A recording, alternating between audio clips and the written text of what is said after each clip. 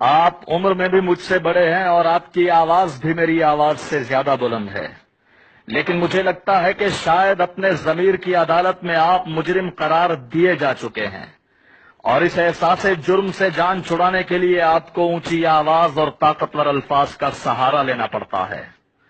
بہرحال آپ نے انسانوں کا قتل عام تو کیا ہے، اور میں بھی ساحلوں پر دم توڑ جانے والے بچوں کی بے گور و کفن لاشوں کو ابھی تک نہیں بھول پایا۔ اور مجھے آپ کے ملک کے وہ دو سابق وزیر اعظم بھی یاد ہیں کہ جب وہ ٹینکوں پر بیٹھ کر فلسطین میں داخل ہونے کے قابل ہوئے تو انہوں نے کہا، آج ہماری خوشی کی کوئی انتہا نہیں ہے۔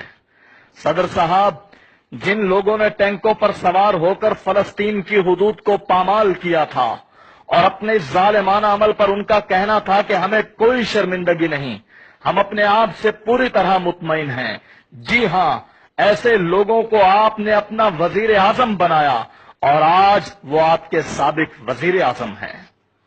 جناب صدر، جو کچھ آپ نے کہا اور لوگوں نے اس پر جو تالیاں بجائیں، میرے نزدیک یہ ایک افسوسناک عمل ہے، کیونکہ فلسطین کے مسئلے میں مرنے والوں کی تعداد بہت زیادہ ہے، لہذا جن کاموں کے نتائج ایسے بھیانک ہوں ان پر تالیاں بجانا میرے خیال میں نہ صرف غلط ہے بلکہ انسانیت کی توہین بھی ہے۔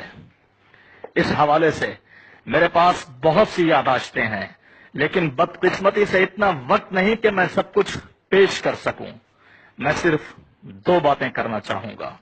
ارے آپ مجھے بولنے تو دیں۔ مفہوم حکم ربی ہے، تم ہرگز نہ قتل کرو گے، لیکن ہم غارت گری سے متعلق باتیں کر رہے ہیں۔ میرا دوسرا پوائنٹ یہ ہے کہ جیلاد الزیمونی کا کہنا ہے کہ اسرائیلی ظلم و ستم اپنی تمام حدیں پار کر چکا ہے۔ یہ بات کرنے والا کوئی عام آدمی نہیں ہے بلکہ آکسفورڈ یونیورسٹی میں بین الاقوامی تعلقات کے شعبے کا ایک پروفیسر ہے۔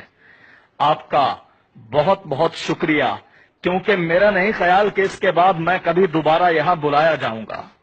ٹھیک ہے، آپ مجھے بولنے کی اجازت نہ دیں، لیکن یاد رہے کہ اسرائیلی صدر 25 منٹ تک گفتگو کرتے رہے اور آپ نے مجھے ان کے مقابلے میں گفتگو کرنے کے لیے صرف آدھا وقت دیا۔